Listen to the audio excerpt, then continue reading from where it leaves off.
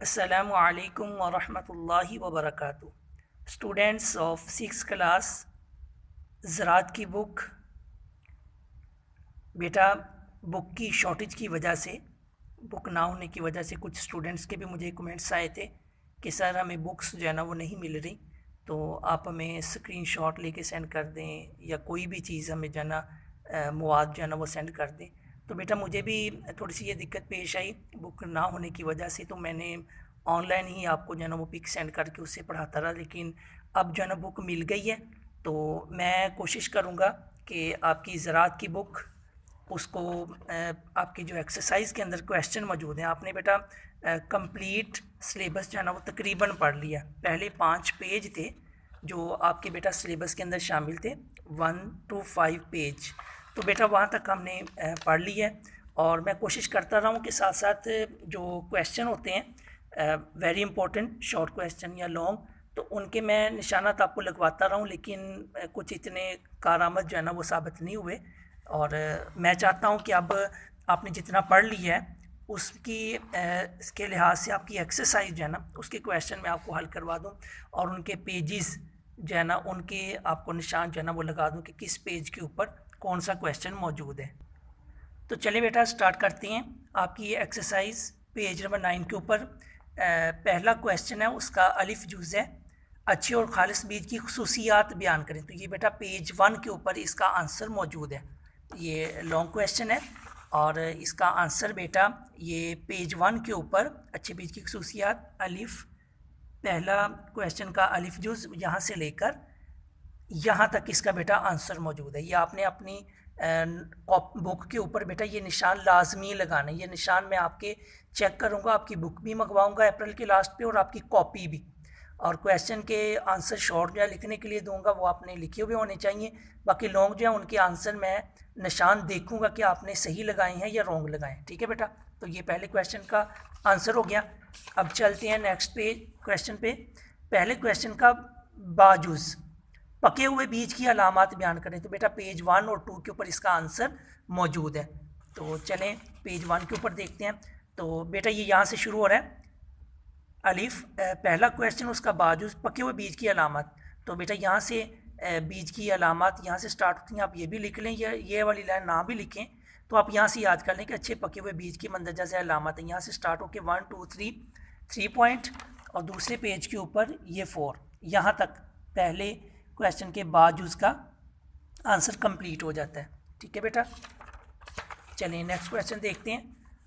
दूसरा question start हो जाता है, उसका अलिफ जुज़ है कि बीज के उगने के लिए मौजू हालात कौन कौन से हैं। तो ये बेटा पेज 4 के ऊपर इसका आंसर मौजूद है।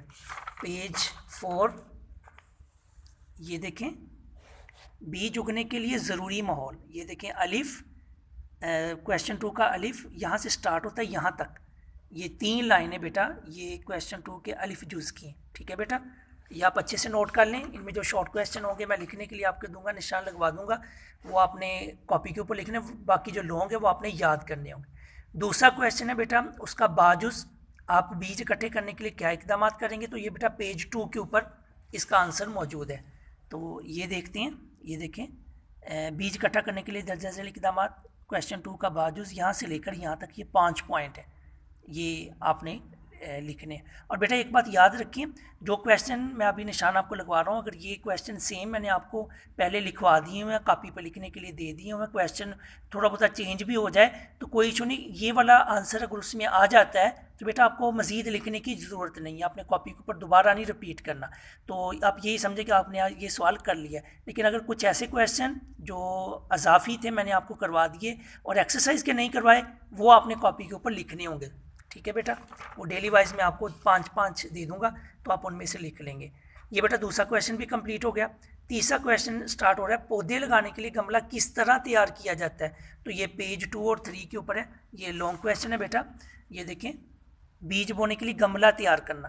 तो ये बेटा गमला बनने से पहले बंदर बातों का जरूरत नंबर 1 ये हो गया, ये पॉइंट हो गया। फिर गमले को पानी में डुबोना, ठीकरी रखना, और इसी तरह बेटा उसके बाद मट्टी और खाद का मेज़ा। तो ये यहाँ तक इसका क्वेश्चन का आंसर बनता है क्वेश्चन 3 का।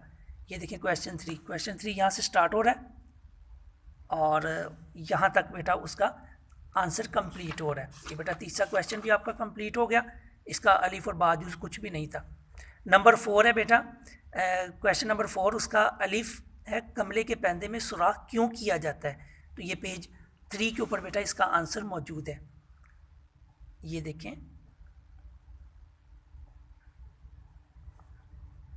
यहाँ से स्टार्ट हो रहा है, गमले के पैंदे में बने एक सुराख के ज़रिए फालतू पानी खारिज हो जाता है, इसलिए जो है ना वो सुराख रखा जाता है। ठीक है बेटा, ये 4 क्वेश्चन 4 का अलिफ यहाँ से स्टार्ट होके यहाँ तक है। बेटा मैं हैंड के साथ भी आपको बता रहा हूँ और क्वेश्चन मैंने नंबरिंग भी की हुई है। अगर आपको देखने में थोड़ी सी दिक्कत हो रही है तो आप मेरे निशान या मेरे बताए हुए बोलने से आप बेटा सुन सकते हैं। ठीक है बेटा, उसके बाद नंबर क्वेश्चन 4 का बाजू से गमले की मिट्टी को ज़ोर से क्यों नहीं दबाना चाहिए। इसका आंसर भी बेटा पेज नंबर 3 के ऊपर मौजूद है, ये देखें, ये क्वेश्चन 4.1। और उसके बाद ये देखें, मिट्टी सख्त हो गई तो पौधे की जड़ें गमले में आसानी से फैल नहीं सकेंगी। ये है बेटा क्वेश्चन 4 का बेजुज, बाजुज कह लें बेजुज कह लें, तो ये बेटा इसका आंसर इतना है जितना मैंने पढ़ा, मिट्टी सख्त होगी तो पौधे की जड़ें गमले में आसानी से फैल नहीं सकेंगी। ठीक है बेटा, उसके बाद जी में जुज, गमले की मिट्टी नरम रहने से क्या नुकसान होता है, ये भी पेज नंबर 3 के ऊपर है, ये है बेटा इसका आंसर। यहाँ से स्टार्ट हो रहा है, अगर मिट्टी नरम रही तो पानी एकदम सुराख तक पहुँच जाएगा और पौधे की पानी की ज़रूरत पूरी नहीं होगी। 4 क्वेश्चन का जीम जुज यहाँ से स्टार्ट हो रहा है, यहाँ तक है। ओके बेटा, इस यानी चौथे क्वेश्चन का जो दाल जुज है, गमले के सुराख पर ठिकरी क्यों रखी जाती है, पेज 3 के ऊपर इसका आंसर मौजूद है। गमले के सुराख पर ठिकरी क्यों रखी जाती है, देखें, गमले में जायद पानी सुराख के रास्ते रिस रिस कर खारिज हो और गमले की मिट्टी पानी के साथ बहकर ज़ाया ना हो जाए। ये है बेटा क्वेश्चन 4 का दाल जूस। ठीक है बेटा, ये मैंने आपको क्वेश्चन के निशान लगा दिए हैं। आपकी एक्सरसाइज में से आपने इस ये 4 क्वेश्चन के जितने भी जुज़ बनते हैं यहाँ तक मैंने आपको बेटा निशान लगवा दिए। इसमें से बेटा आपने जो लॉन्ग क्वेश्चन है, जैसे मिसाल के तौर पे अच्छी और खारिशबीत की खसूसियात, ये आपने नहीं लिखना, और उसके अलावा पौधे लगाने के लिए गमला किस तरह तैयार किया जाता है ये भी नहीं लिखना, ये आपने ज़ुबानी याद करना है। पके हुए बीज की अलामात बयान करें, ये भी आपने ज़ुबानी याद करना है बेटा, ये आपने ज़ुबानी। बाकी जितने क्वेश्चन हैं, क्वेश्चन 2 के 2 जुज़ और क्वेश्चन 4 के ये 4 जुज़, ये बेटा आपने कॉपी के ऊपर लिखने। अगर पहले आपने लिख ली हैं, मैंने आपको जब रीड करवाया था, जब ये लेक्चर हुआ था, तब अगर आपने लिख ली हैं तो इसको रिपीट नहीं करना।